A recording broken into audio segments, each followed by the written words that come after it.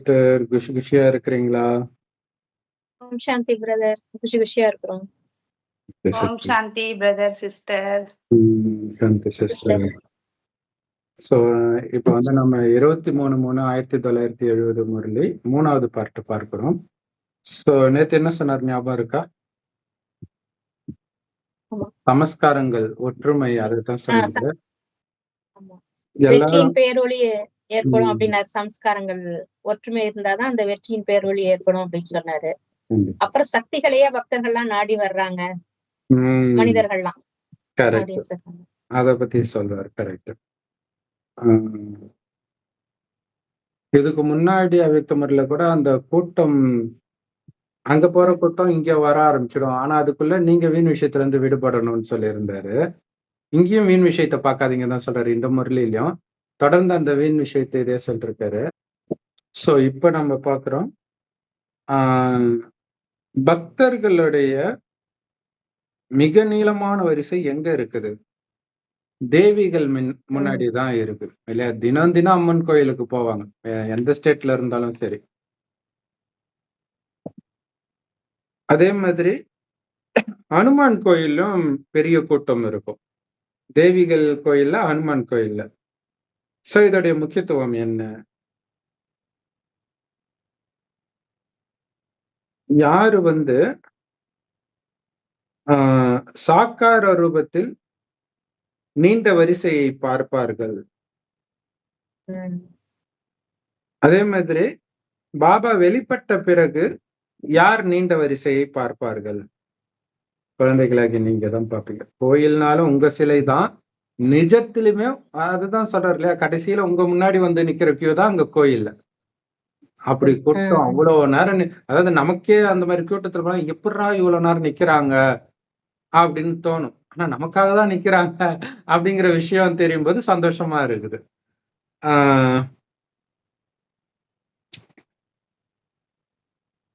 So குழந்தைங்க தான் இதை பார்க்க போறீங்க.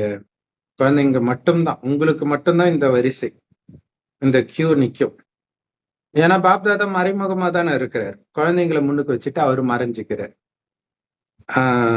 சோ அதுதான் கடைசியில குழந்தைங்களை வெளிப்படுத்துவார். காட்சி காட்டுவார் பாபா, நம்ம மூலம் காட்சி காட்டுவார். எந்தெந்த பக்தர்கள் யாரை கும்பிடுறாங்களோ அந்த மாதிரி காட்சி கிடைக்கும். அந்த மாதிரி தெய்வத்தோட காட்சி செய்வார். அதுதான் பைபிள்ல வந்து பிதா மகனை வெளிப்படுத்துவார், மகன் பிதாவை வெளிப்படுத்துவார்.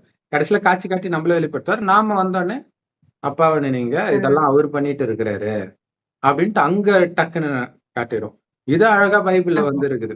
ஆனா அதுக்கு தலையும் புரியாது, வாலும் புரியாது. அவங்களுக்கு புரியாது எதனால அது வருதுன்ட்டு. யாருமே பைபிள் அதை பத்தி பேசுறதே இல்லை பாருங்க. ஆனா அது அவ்வளவு முக்கியமான விஷயம். ஒரு தடவை தான் அது படிச்ச ஆரம்பத்துல, அது நல்லா பதிவாயிடுச்சு. இதுல ஏதோ ஒண்ணு இருக்குது, அது என்ன பிள்ளையை வெளிப்படுத்துறார், இவங்க அவங்கள வெளிப்படுத்துறாங்கன்னு இருக்குதே அப்படின்ட்டு. சோ இதோடைய பிரத்யட்சமான நினைவார்த்தம் தான்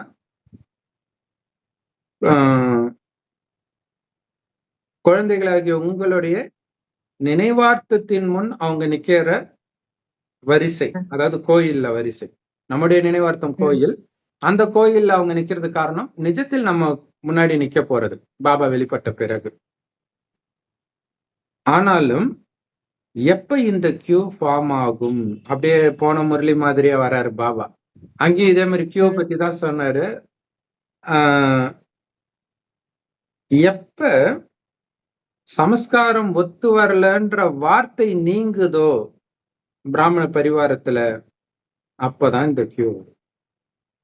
இங்க தெய்வங்களே அடிச்சுக்கிட்டு இருந்தா, ஆக்சுவலா முருகன் கதையில அப்படி வரும். முருகன் வந்து இந்திரன் கூட சண்டை போடுவாரு. அதுதான் ஆரம்பத்துல நடந்துட்டு இருக்கிறது. அப்பதான் பார்வதி சொல்லுவாங்க ஒரு டைம்ல, நல்லா சண்டை போடு, நல்லா சண்டை போடு. இங்க கடவுளுக்காக நீ சண்டை போடு, அசுரனுக்கு எதிர்த்து சண்டை போடனா அங்க சண்டை போட வரல, உன் குடும்பத்தையே நீ சண்டை போட்டுட்டு அப்படின்னு. ஆஹா, நம்ம மானத்தை தான் அங்க வாங்குறாங்க அப்படின்னு தெரியுது இல்லையா? Super brother. இந்த சமஸ்காரத்தை பத்தி பேசும்பொழுது ஒண்ணு தோணுச்சு பிரதர். அதாவது சமஸ்காரம் மோதல் ஏன் வருதுன்னா ஃபர்ஸ்ட் வச்சுக்கோங்களேன். மத்த இடத்துல எல்லாம் நம்ம எதுவுமே மாத்திக்க போறது இல்ல. இங்க ஆக்சுவலி குணத்தை மாத்தியே ஆகணும். அப்படிங்கும் பொழுது இப்ப நார்மலா இப்ப சிங்க்ல எல்லாம் பாத்தீங்கன்னா தண்ணி ஊத்துனோம்னா அது பேசாது போயிட்டு இருக்கும். பட் கிளீன் பண்ணணும் முடிவு பண்ணிட்டோம்னா நல்லா சோப்பு போட்டு தேய்ச்சி இது பண்ணோம்னா கொல்ல அழுக்கு போகும். அந்த மாதிரிதான் நம்ம சமஸ்காரத்தை மாத்தணும்னு நினைக்கும் பொழுதுதான் உள்ள இருந்து எல்லாம் வெளிப்படுது. நமக்குள்ள இருக்குமானே தெரியும்ல, அந்த அளவுக்கு வெளிப்படுது. அதனாலதான் பிரச்சனைகள் வருது. சூப்பர் உதாரணம். பட் எல்லாம் பண்ணிட்டோம் அப்படின்னோம்னா ஃப்ரீ ஆயிரலாம்ல. அததான் பாபா சொல்றாரு, கிளீன் பண்ணி எடுத்துருங்க. கரெக்ட். இவங்க கூட பாத்தீங்கன்னா ஜான் ஜபராஜ் திட்டினவங்கள அவரு திட்டுறாரு மேடையில. அது ஒரு சகோதரி வீடியோ போட்டிருக்கிறாங்க. நீங்க மனிதர்களோட சண்டை போடுறீங்க, நம்ம எதிரி சாத்தான் தானே, எதுக்கு மனிதர்களை எதிரியா நினைக்கிறீங்க? அவங்க கூட தெளிவா இருக்கிறாங்க பாங்க. சோ மாயையோட தான் நம்முடைய யுத்தம். மாயை தான் இந்த சமஸ்காரத்தை ஒத்து வர விடாம பண்ணுது இல்லையா? மாத்த வேண்டியது அவங்க இல்ல, நம்மள மாத்திக்கணும், அவ்வளவுதான். என்னை பாபா எனக்கு தான் சொல்றாரு, அவங்களுக்கு சொல்லல இல்லையா? இப்ப அஞ்ஞானிகள் கிட்ட நம்ம ஒத்து போயிடுவோம், அவங்க பாவம் அஞ்ஞானின்னு ஒத்து போயிடுவோம். ஆனா பாபா குழந்தைங்கிட்ட வரும்போது ஏன் இவங்க இத்தனை வருஷம் இருக்கிறாங்க, ஒரு சென்டர் இன்சார்ஜாவே இருக்கிறாங்க, ஏன் இப்படி இருக்கிறாங்க? அப்பயும் பாபா சொல்றாரு, நான் உனக்கு மட்டும்தான் சொல்றேன், நீ ஏன் அவங்களுக்கு சொல்றேன்னு நினைக்கிற? நான் உனக்கு தான் சொல்றேன். அவங்களை பாபா குழந்தை அதெல்லாம் உனக்கு பிரச்சனை இல்லை, நான் மாறணும், அவ்வளவுதான். இதுலதான் கவனம் இருக்கணும். மற்றபடி சுபமான எண்ணம் வைக்கலாம், அவ்வளவுதான். அது அஞ்ஞானிகளுக்கும் வைப்போம், பாபா குழந்தைங்களுக்கும் வைப்போம், முடிஞ்சு போச்சு. புராண கதையில கூட இந்திரன் அடிக்கடி பதவி போயிரும் நினைச்சிட்டு வந்து சிவபெருமான்ட்டையும் பிரம்மா கிட்டையும் வந்து கேட்பாரு, அவங்களோட அசுரர்களோட எதிர்த்து போரிடுறதுக்கு. அந்த இந்திர பதவி பிடிக்கிறதுக்கு வராங்க அப்படின்னு ஒளிஞ்சுக்கிற மாதிரி காட்டுறது. அப்புறம் எங்களுக்கு ஹெல்ப் பண்ணுங்கன்னு கேக்குறது. இந்திரன் எப்ப பார்த்தாலும் சண்டை போடுறதுக்கு ரெடியா இருப்பாரு, ஆனா பயமும் இருக்கும் அவருக்கு. கண்டிப்பா அந்த சண்டை போட்டா இழந்துடுவோம்ல. இங்க ரெடியா இருக்கிறது பாபாவை புடிச்சிக்கிறது தான். அது பாக்குறதுக்கு ஏதோ மாதிரி இருக்கும், என்ன பயந்துட்டு போய் ஒளிஞ்சு அவங்களே அசுரர்களே நக்கல் அடிப்பாங்க, ஆவுனா சிவன் பின்னாடி போய் ஒளிஞ்சுக்கிறீங்க அப்படின்ட்டு. நம்ம பாபாவை புடிச்சிக்கிறது தான். அதுதான் அது அப்படி கதையா வந்திருக்கு. கரெக்ட். இந்த பட்டியில வேற எதையும் நீங்க புதுசா படிக்க தேவையில்லை, ஒன்னே ஒண்ணுதான் படிக்கணும். என்ன அப்படின்னா, கடைசி நேர ஸ்திதியின் சொரூபமாக ஆகிறது எப்படி? அந்த கடைசி நேரத்தில் அப்பாவை வெளிப்படுத்துறீங்க இல்லையா, அந்த சிரிச்ச முகத்தோட, எந்த குறையும் மற்றவர்களாக, அதன் சொரூபமாக எப்பவுமே இருக்கிறது எப்படின்னு தான் இப்ப படிக்க போறீங்க. வேற ஒண்ணுமே கிடையாது. ஃபர்ஸ்ட் நாள்ல இருந்து கடைசி வரைக்கும் இதான் நடந்துட்டு இருக்குது. ஆனா அது புரியறதுக்கு நமக்கு ஃபர்ஸ்ட் ஆத்மா அந்த பாடத்தை கொடுக்குறாரு. ஏன்னா ஆத்மா உணர்வுல இருந்தாதான் அது முடியும். சோ அதை பக்கா பண்ணிட்டு அதுக்கப்புறம் லட்சியத்துக்கு எடுத்துட்டு வர்றாரு. சோ இப்படி கொஞ்சம் கொஞ்சமா எடுத்துட்டு வராருன்றதே நமக்கு தெரியல பாருங்க. இல்ல கேட்டாலும் சரி, ஆத்மா நினைக்கிறோம், பரமாத்மா நினைக்கிறோம், ஆனா அது நினைக்கிறது எதுக்கு? அந்த குணத்தை மாத்தணும். சோ இதுலயும் கவனம் கொடுத்துட்டு இருக்கணும். ஏன்னா இப்படி மாறலனாலே தேக உணர்வுல வந்துடுறோம் அப்படின்னு அர்த்தம். அந்த கடைசி ஸ்திதி எல்லாருக்கும் அந்த ஒளிதான் தெரியணும், நம்ம உடம்பு தெரியக்கூடாது. பரிசா ரூபம் அப்பதானே அவர் காட்சி காட்ட முடியும். நம்ம உடம்பு தெரிஞ்சா எப்படி நம்ம மேல போக்கஸ் பண்ண முடியாதுல்ல. நம்ம ஸ்கிரீனா கிளீனா இருக்கணும், அப்பதானே நம்ம மேல அந்த காட்சியை காட்ட முடியும் அவரால. கண்டிப்பா. இன்னொன்னு, எதை கண்டும் பதறக்கூடாது, சூழ்நிலையை கண்டும் பதறக்கூடாது, மனிதர்களை கண்டும் பதறக்கூடாது, இயற்கை கண்டும் பதறக்கூடாது. சாமியை பதறிட்டு ஓடனா என்ன ஆகுறது இல்லையா? அப்படி இருக்கணும், அதுதான் மெயின். அதனாலதான் இயற்கை வென்றவர், மாயை வென்றவர்ன்றார். எதுக்கு பாபா இயற்கையை வென்றவர்னு சொல்ற? டெஸ்ட் பேப்பர் அதுல வரும். அதனால சோ இந்த குழுவே சமஸ்காரத்தை ஒத்து போக வைக்கிற குழு இது. சோ ஏதாவது இன்னொன்னோட ஒத்து போக வைக்கணும்னா என்ன பண்ணுவீங்க?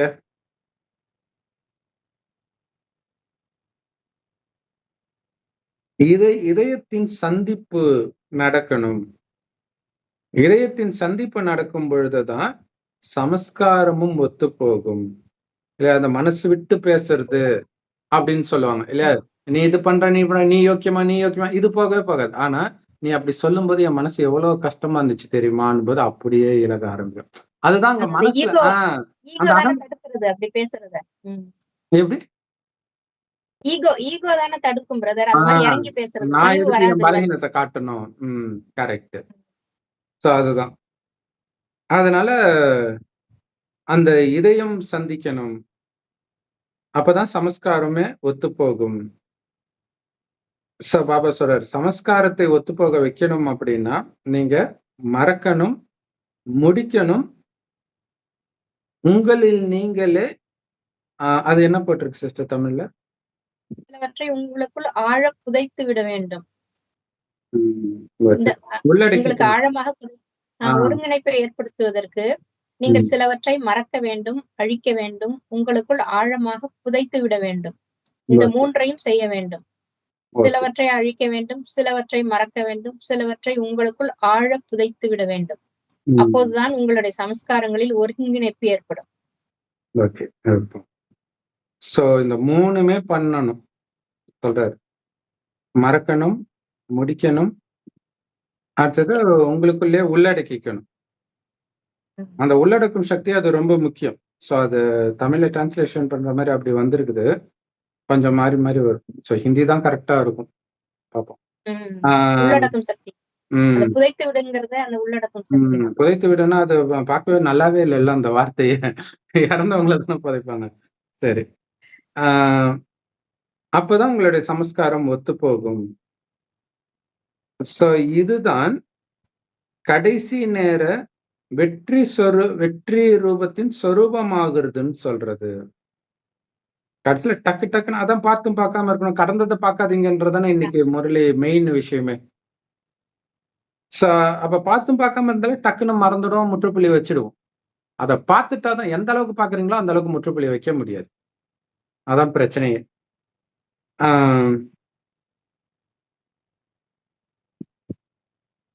ஆக்சுவலா ஒரு படம் ஒண்ணு, மணிரத்னத்துடைய ஃபர்ஸ்ட் படம் இல்ல, ஒரு படம் அவரோடது, இதயத்தை திருட்டாதுன்ட்டு.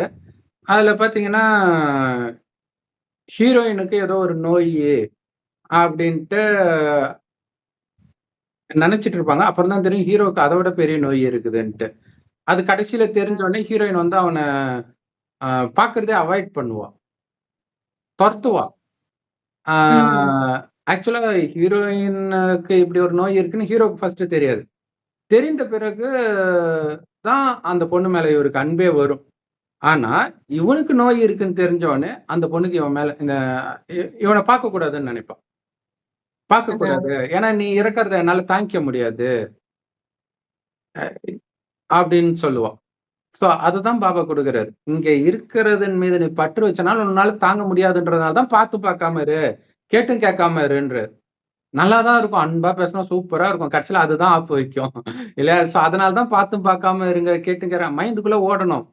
இல்ல இது நிரந்தரம் கிடையாது, டக்கு டக்கு டக்குன்னு அழிச்சிட்டு பாபாட்ட வந்துகிட்டே இருக்கணும், ரொம்ப கவனம் கொடுக்கணும்.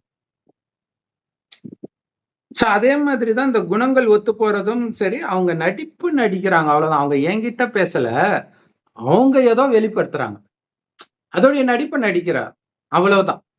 சோ என்கிட்ட பேசுறான், அது நம்மளுடைய கவனம் இல்லை, அது அவங்க நடிப்பு நடிக்கிறாங்க.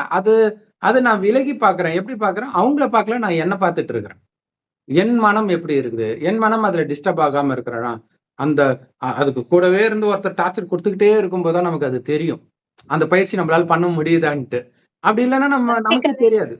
ஆமா, பக்தி கதையில ஒண்ணு சொல்லுவாங்க. அந்த முனிவர் வந்து ஒரு தேளு வந்து தண்ணிக்குள்ள விழுந்துரும், குளத்து கரையில அவர் உட்கார்ந்துருப்பாரு. ஒரு இலைய போட்டு அதை தூக்கி அதுல ஏறின உடனே தூக்கி கரையில விடுவாரு. அது அவரை கொட்டிடும் கரையில விடும்போது. திருப்பி அது தண்ணிக்குள்ள விடும், திருப்பியும் அது மாதிரி பண்ணிட்டே இருப்பாரு. அப்ப அதை பார்த்துட்டு ஒருத்தன் கேட்பான், அதுதான் உங்களை கொட்டுது இல்ல, திருப்பி அதை எதுக்கு காப்பாத்துறீங்க அப்படின்னு. கொட்டுற குணம் தேளுக்கு, காப்பாத்துற குணம் என்னோடது அப்படின்பாரு. அது குணம் அப்படி இருக்கு, அதுக்காக நான் விட்டுற முடியுமா? அந்த மாதிரி சொல்லியிருப்பாரு கதையில. அது மாதிரி முனிவருக்கு அவ்வளவு என்னுடைய குணம் கெட்டு போகாம இருக்குதா, நடந்த சூழ்நிலையில என் குணம் கெட்டு போகாம இருக்குதா? ஏன்னா இவ்வளவு நாள் இப்படிதான் கெட்டு போச்சு. அவங்க சுத்தி இருக்கிறவங்க அடிச்சு நம்ம குணத்தை மாத்தி இருப்பாங்க.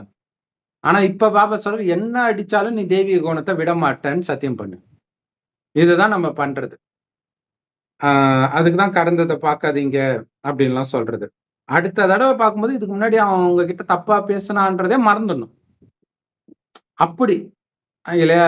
என்ன துரோகம் வேணாலும் பண்ணியிருக்கட்டும். அதை மறந்து நான் என்னுடைய குணத்தை அப்பாவை வெளிப்படுத்துறேன். அப்பாவோட குணத்தை வெளிப்படுத்துறேன். இவங்க கிட்ட வெளிப்படுத்துறது தான் மெயின். நல்லா பேசுறவங்க கிட்ட எல்லாரும் தான் நல்லா பேச முடியும். வம்பா பேசுறவங்க கிட்டயும் நல்லா பேசுறது தான் முக்கியமான விஷயம். அது அவங்களுடைய குணம். ஜீசஸ் அதனாலதான் ஜீசஸ் எல்லாருக்கும் பிடிச்சது. கரெக்ட். அந்த இல்ல ரிலிஜன் ஜீசஸ் உண்மையிலேயே பைபிள் அப்படி இருக்க மாட்டாரு. இவங்க இருக்காங்க. நீங்க பைபிள்ல பாத்தீங்கன்னா கண்ணாப்புண்ணான்னு திட்டுவாரு. கெட்ட வார்த்தையில பேசுவாரு அவரு. விபச்சார சந்ததியினரை தான் கூப்பிடுவாரு எல்லாரையுமே. அது எவ்வளவு கெட்ட வார்த்தை தமிழ்ல இல்ல, அவர் அப்படிதான் கூப்பிடுவாரு. அவர் வந்து இவங்க அப்படி ஆக்குறாங்க. அந்த சிலுவையில அறையப்படுற ஒரே ஒரு விஷயத்தை தவிர அந்த ஒரு விஷயத்துல கொஞ்சம் நல்லா பேசுவாரு. அப்புறம் ஒரு மலை பிரசங்கம். மற்ற எதுலயுமே அவரை வணங்குற மாதிரியே இருக்காது. ராமராவது கொஞ்சம் வரிசையாவே ஆரம்பத்துல இருந்தே நல்லாதான் இருப்பாரு. இது அப்படி இருக்காது. இவங்க அப்படி ஆக்கிட்டாங்க. அந்த ஒரே ஒரு விஷயத்த மட்டும் எனக்காக மரித்தீரேனா அந்த மாதிரிலாம் அவர் சொல்லவே மாட்டாராங்க. இவங்க அது ஒரு மதம் உருவாகணும்ல. அது காரணம் என்னன்னா அது நம்மளுடைய கதை. அது அந்த மாதிரி ரஃபா இருந்த நாம கடைசியில அப்படி ஆகுறோம். அப்ப குழந்தைங்களுடைய நினைவு அது. அதனாலதான் தேவ மைந்தன் தானே சொல்றாங்க. கடவுளுடைய குழந்தை தானே சொல்றாங்க. அப்ப கடவுளோட குழந்தை நம்ம தானே, நம்மளுடைய விஷயம்தான் அது.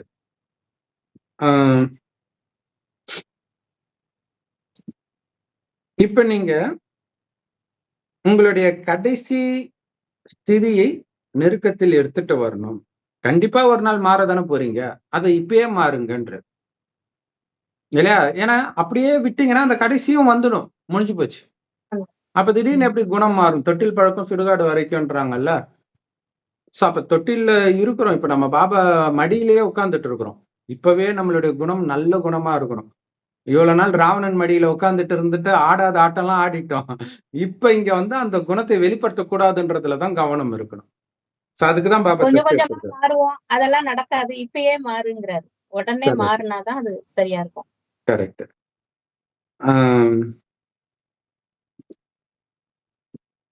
ஆமா. அது மட்டும் இல்ல, நீண்ட கால பயிற்சி வேணும்ன்றாரு. ஏன்னா அட் அ டைம்ல 4 பக்கமும் டெஸ்ட் பேப்பர் அடிக்கும். உடல் ஒரு பக்கம் வியாதியோ இல்லது ஏதோ ஒண்ணு ஆகும்.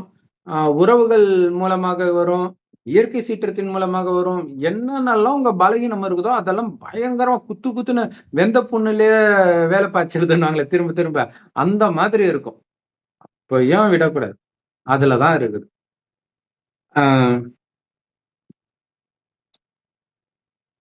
சோ இதுதான் இப்போதைய வேலை உங்களுக்கு.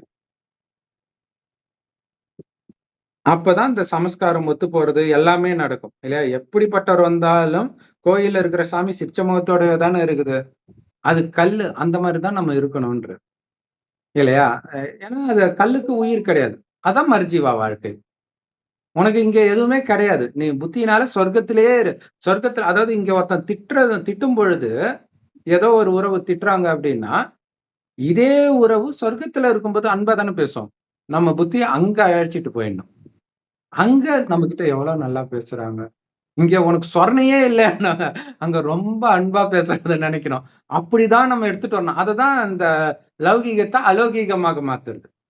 இங்க இருக்கிற விஷயம்லாம் அங்கத்து விஷயமே நீங்க பாத்துக்கிட்டு இருக்கணும். இங்க நடக்குது ஒண்ணுன்னா அதை ஞாபகப்படுத்தணும். எப்படி இருந்திருக்கும் அப்படி நினைச்சு பார்க்கலாம்.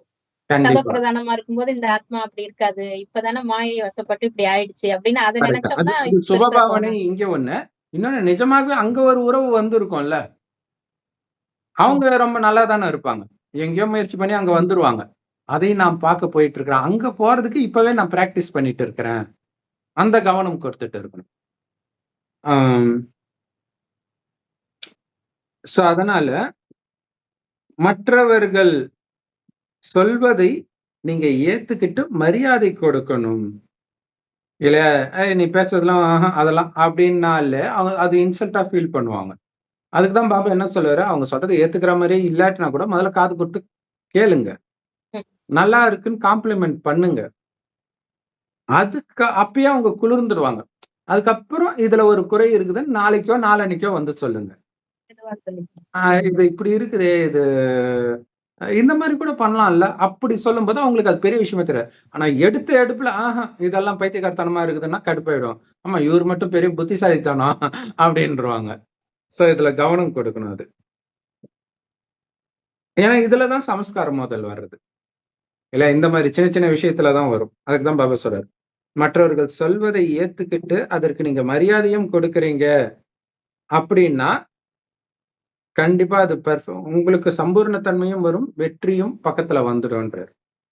அதுக்கு பாபா ஒண்ணு சொல்லியிருப்பார், மேபி இந்த முரளியில கூட வந்தாலும் வரலாம். என்ன அப்படின்னா, ஒரு சென்டர்ல எல்லாம் வந்து ஒரு சேவைக்கு முன்னாடி டிஸ்கஷன் நடக்கும். என்னென்ன எடுத்துட்டு வரலாம், புதுமை என்ன எடுத்துட்டு வரலாம், இந்த மாதிரி ஏதாவது ஒண்ணு டிஸ்கஷன் வைப்பாங்க. வைக்கும்போது ஆளுக்கு ஒரு கருத்து சொல்லுவாங்க.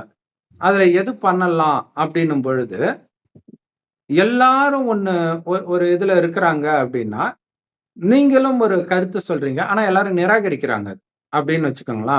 ஆனா எல்லாரையும் விட உங்களதுதான் பர்ஃபெக்ட்னு உங்களுக்கு தெரியும், ஆனாலும் அவங்க நிராகரிக்கிறாங்க. அது ஃபெயிலியர்லயே முடியும்னு உங்களுக்கு தெரியும், இருந்தாலும் அவங்களுக்கு அதான் பிடிச்சிருக்குது அப்படின்னா உங்களுடைய அந்த உயர்ந்த கருத்தை தியாகம் பண்ணிட்டு அவர்களோட சேர்ந்துக்கோங்க. ஏன்னா பிளவுபடக்கூடாது, ஒற்றுமை.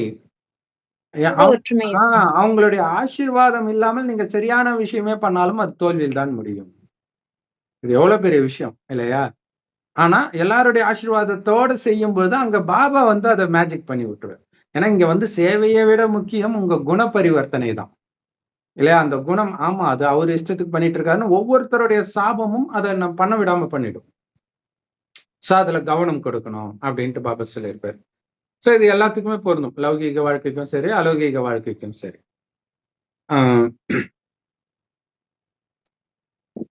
சோ நிறைய அந்த குடும்பத்துல ஃபைட் எல்லாம் நீங்க பாருங்களாம்.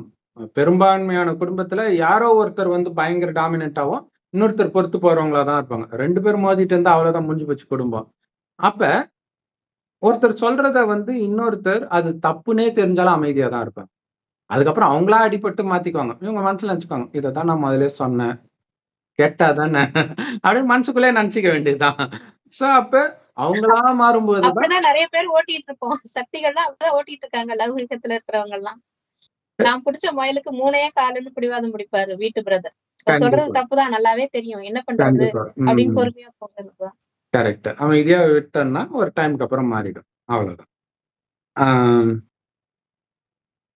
சோ இதுல முக்கியமான விஷயம் என்னன்னா, அது ஏற்கனவே ஒரு கதை, இது பிரம்ம பாபா ஒரு கட்டிலுக்கு அடியில ஏதோ ஒரு கட்டிலோ ஏதோ ஒண்ணு போடுறதுக்கு சொல்றாரு. ஒரு சிஸ்டர் வந்து பாபா அதுக்குள்ள நுழையாது பாபான்றாங்க.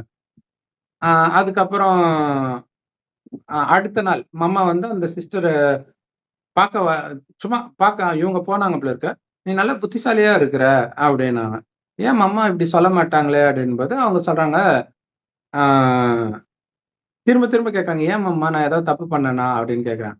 அப்ப சொல்றாங்க, இந்த மாதிரி நீ நேற்று சொன்ன இல்ல, பாபா சொன்னா நம்ம அதை பண்ணணும், அதுக்கப்புறம் பண்ணலைன்னா அவங்களே மாத்தி போட சொல்லுவாங்க, அப்ப நம்ம போடணும்.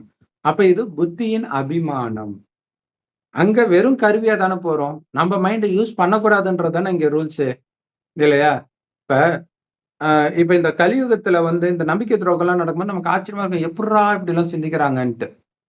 ஆனா அது நம்மளுடைய குணத்தை மாத்திடும், இனிமேல்ட்டு அலர்ட்டா இருக்கணும்ட்டு. ஆனால் இது வரைக்கும் தான் நம்ம கரெக்டா இருந்தோம். ஏமாந்தா கூட அந்த சிந்தனை வரல இல்லையா? அதனால தான் நிம்மதியா இருந்தோம், அவ்வளவு சந்தோஷமா இருந்திருக்கும். இனியும் அந்த குணம் இருக்கணும். அதுதான் இங்க மாற்ற முடியக்கூடாது, மற்றவங்களால நம்ம குணத்தை மாற்ற முடியக்கூடாது. ஏன்னா அப்படி இருந்தால்தான் சொர்க்கமே சொர்க்கமா இருக்கும். அங்கேயும் இதே மாதிரி கிரிமினலா யோசிச்சோன்னா சொர்க்கம் சொர்க்கமா இருக்குமா? அதனாலதான் பாபா மனதுக்கு வேலையே கொடுக்காதீங்க, உங்க புத்திய பயன்படுத்தவே படுத்தாதீங்க, பாபா சொல்றாரு செய்யுங்க, கண்ணை மூடிட்டு செய்யுங்க, நாடகப்படி அது கரெக்டா வந்துரும், வெற்றி இந்த பக்கம் தான் இருக்கும். ஆனா இப்ப வந்து இது கலியுகம். கலியுகத்தை பொறுத்த வரைக்கும் இந்த இதெல்லாம் சொல்லுவாங்களே, அடி உதவுற மாதிரி அண்ணன் தம்பி உதவாது, இந்த மாதிரி எல்லாம் சொல்லி வச்சுட்டாங்க. அது ஜெயிக்கிற மாதிரி தான் தெரியும், ஆனா கொஞ்சம் கொஞ்சமா அதுல தோல்வி வர்றதை பாப்பீங்க. எடுத்த உடனே வெற்றி வராது நம்ம வழியில. அவங்களுக்கு டக்குன்னு வெற்றி வர மாதிரி இருக்கும், ஆனா போக போக அது பெரிய தோல்வியை கொடுக்கும், கொஞ்சம் கொஞ்சமா உங்களது ஜெயிக்கும். அதுதான் விஷயம். சத்தியத்தை இது சத்தியம் நீங்க சொல்ல தேவையில்ல, அது தன்னை தானே வெளிப்படுத்தும்ன்ற. நீங்க சத்தியத்தின் வழிபடி நடந்தா போதும்ன்ற.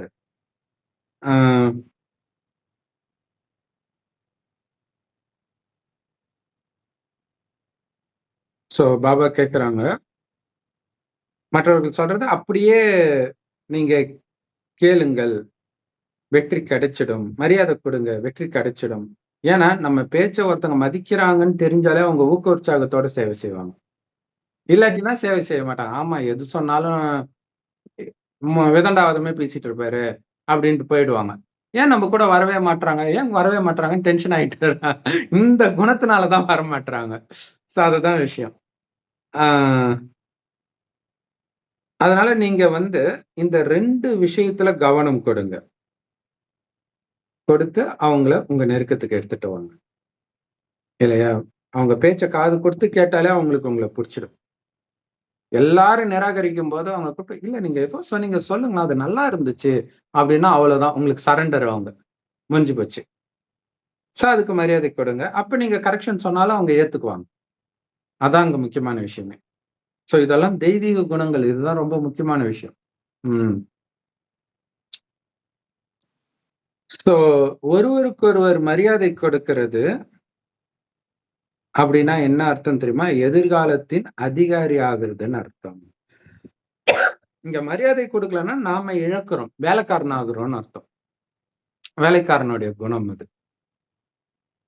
இங்க எல்லாருக்கும் மரியாதை கொடுக்கறதுனால உங்களுக்கு மரியாதை கொடுப்பவராக நீங்க மாறிடுறீங்க. இங்கேயுமே அப்படித்தானே, மரியாதை கொடுத்தா மரியாதை கிடைக்கும்னு சொல்லுவாங்க. சோ இந்த பட்டி யாருக்காகன்னு தெரியுமா? எதுக்காக இந்த பட்டி அமைஞ்சிருக்கு தெரியுமா? நீங்க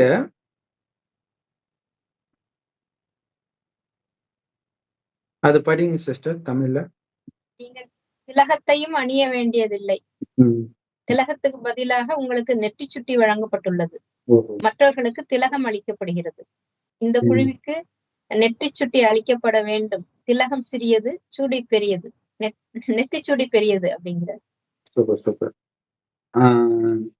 கரெக்ட் தான் இல்லையா? நெத்தி சுட்டினா இது ஒரு நகை இப்படி தொங்கும் இல்லையா? பொட்டு மாதிரி தொங்கும். பெருசா இருக்கும். சோ அதுக்காக தான் கூப்பிட்டு இருக்கிறோம். பொட்டு வைக்கிறதுக்காக கூட கிடையாதுன்றார். பொட்டு ஆத்ம உணர்வு. இது அதுக்கும் மேல இல்லையா? அலங்காரம், அலங்காரப்படுத்துறாரு.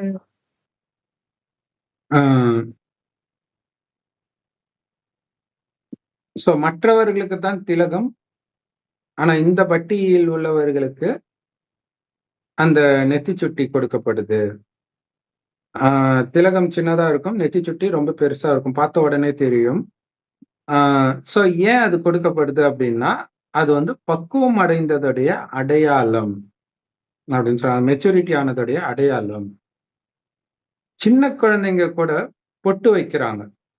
ஆனா பெரியவங்களுக்கு தான் நெத்தி சுட்டி அணிஞ்சுக்குவாங்க. நீங்க எப்ப பொறுப்பை எடுத்துக்கிறதுக்கு தைரியம் வச்சீங்களோ அப்போத்துல இருந்து நீங்க நெத்தி சுட்டி அணிஞ்சிட்டீங்க. சோ எது பெட்டர்? திலகமா, அதாவது பொட்டா அல்லது நெத்தி சுட்டியா?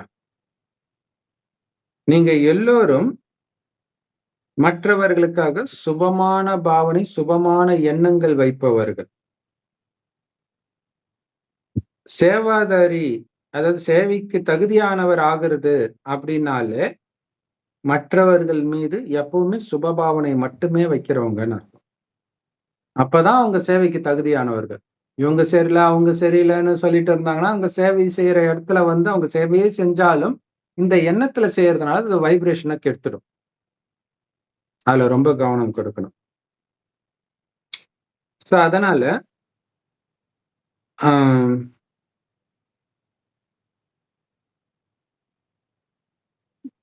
இந்த குழு மற்றவர்களுக்கு சுபமான விருப்பங்கள், தூய எண்ணங்கள் கொண்டிருக்கக்கூடிய குழு இது. சோ இந்த குழுவின் அடையாளம் தான் நெற்றி சுட்டி. அதாவது அவங்க தூய்மையான சுபமான எண்ணங்கள் கொண்டவர்கள். சோ அது தமிழ்ல என்ன போட்டிருக்கு சிஸ்டர்? மற்ற அனைவரின்பாலும் தூய எண்ணங்களுடைய இந்த குழுவின் அடையாளமாவது நெற்றிச்சுடி. இவர்கள் சுப சிந்தனையாளர்கள் எனப்படுகின்றனர். சுபமான சிந்தனை. ஓகே. எப்ப நீங்க சுபமான சிந்தனை கொண்டவர்களாக இருக்கிறீங்களோ அப்ப எல்லாருடைய கவலையும் முடிஞ்சிடும்.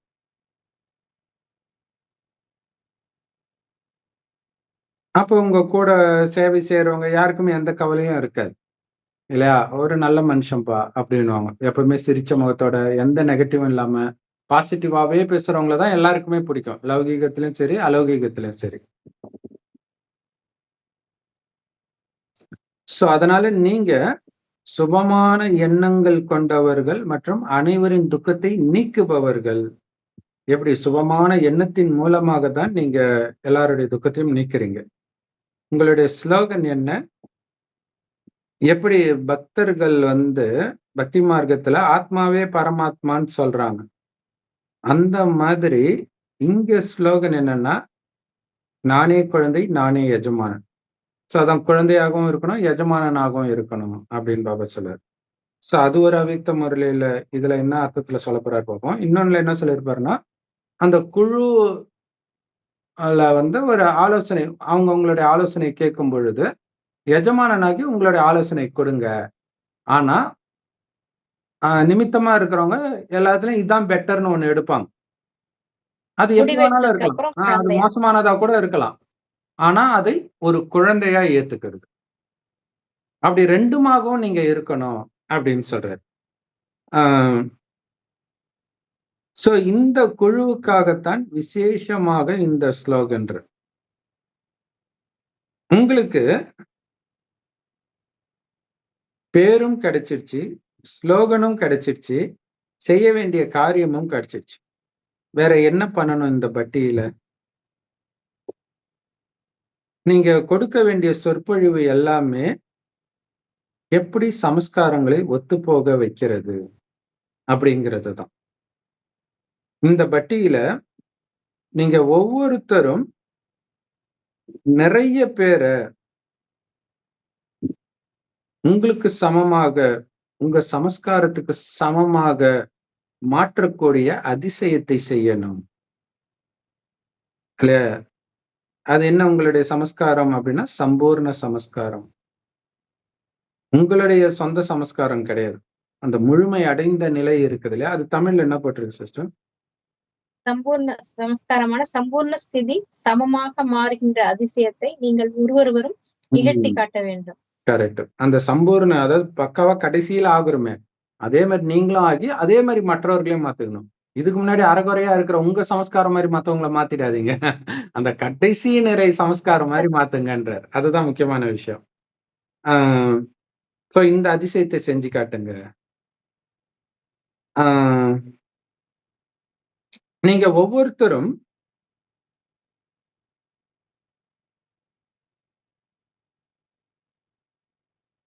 நிறைய பேரை சம்பூர்ண சமஸ்காரம் அடைய வச்சிட்டீங்கன்னா என்ன ஆகும்?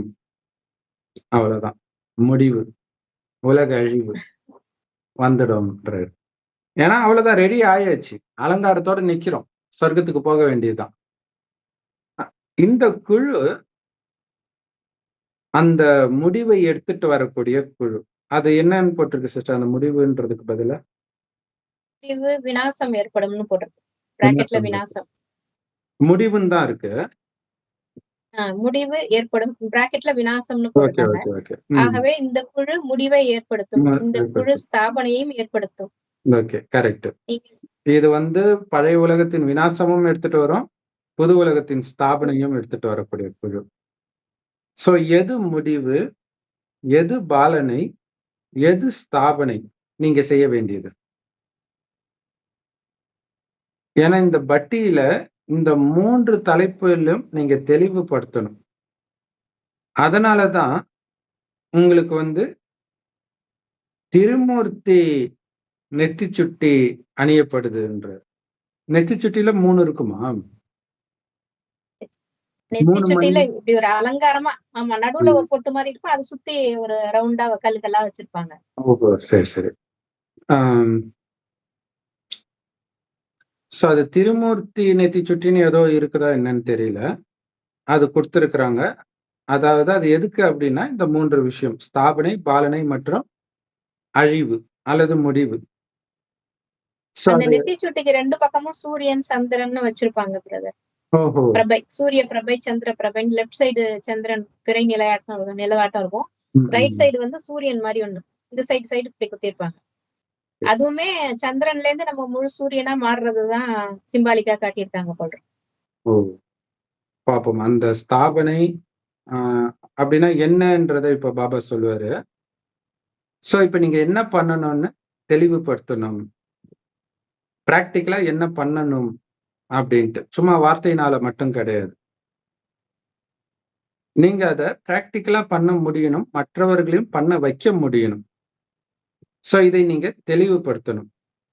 இந்த 3 காரியங்கள் எப்ப வெற்றி அடையும் அப்படின்னா, நீங்க பிந்தி ரூபத்தில் நிலைத்திருந்தால்தான், பிந்தி சொரூபத்தில் இருந்தால்தான் வெற்றி அடைய முடியும்.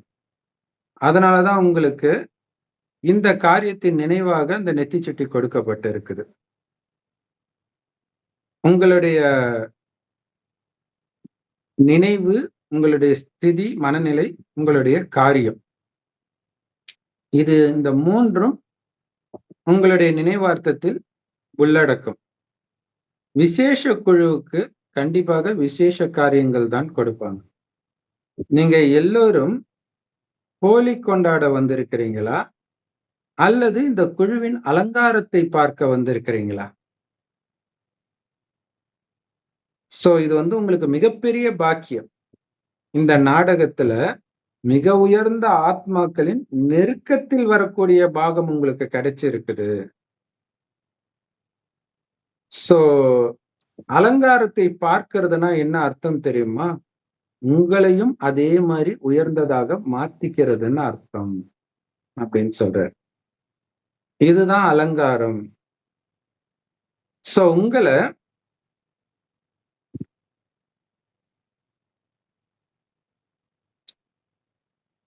நீங்க எப்படி மாத்திக்கணும் அப்படின்னா, எப்படி இந்த குழுவுக்கு நெருக்கத்துல ஸ்தூலமா வந்திருக்கிறீங்களோ, அதே மாதிரி தொடர்பிலும் உறவிலும் அவர்களுக்கு நெருக்கத்தில் வரணும்.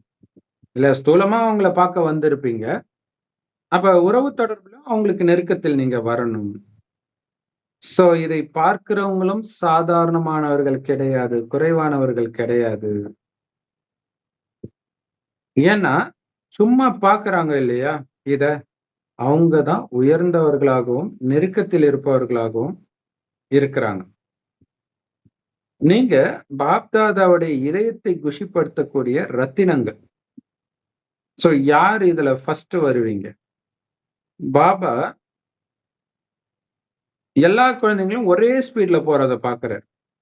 அதனால அவரால் வரிசைப்படுத்த முடியல, 1 2 சொல்ல முடியல. சோ இப்ப யாரெல்லாம் அந்த ஒருவரின் நினைவுல இருக்கிறீங்களோ, அவங்க எல்லாம் கண்டிப்பா நம்பர் 1 தான் அப்படின்னு பாபா சொல்றாரு. சோ அந்த நெத்திச்சுட்டி, அந்த 3 திருமூர்த்தி, அதை பற்றி சொல்லுவாருன்னு நினைச்சா சொல்லல. பார்ப்போம். இது அடுத்த இதுல நம்ம இது பார்ப்போம். இதுக்கு முன்னாடி வந்ததுலயே அது இருக்குதா அப்படின்ட்டு. Okay sister. ஓம் சாந்தி. சாந்தி. ஓம் சாந்தி பிரதர். ஓம் சாந்தி.